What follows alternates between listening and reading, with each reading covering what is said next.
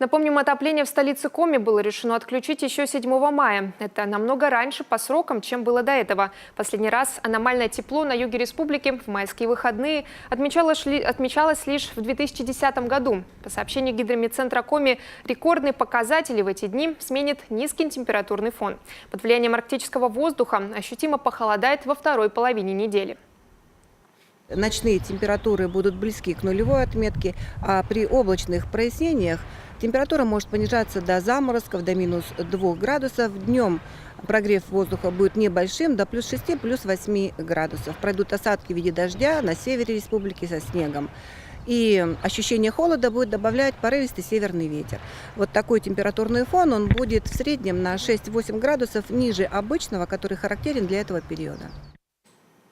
Холодная погода скажется на половодье. Задержится разрушение льда на реках Усинского бассейна и поступление талых вод на Печоре. Из-за этого ожидается несколько пиков паводка. Первый придется на ближайшие дни. Вода поднимется на участке от верховьев Печоры до Усть-Кожвы. Ожидают потопления также в Усть-Куломе и Усть-Цильме.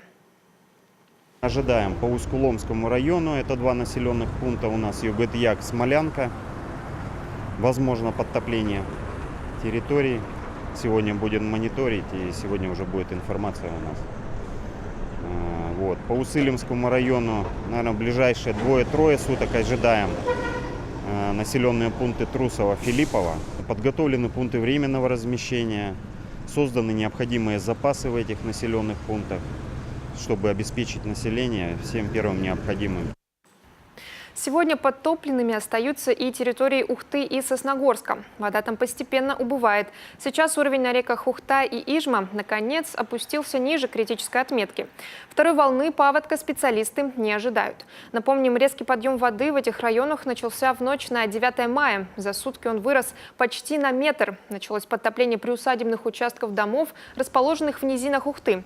А в Сосногорском районе в зоне подтопления, в частности, оказалось село Усть-Ухта. В южных районах отметка также уже опустилась ниже неблагоприятного уровня.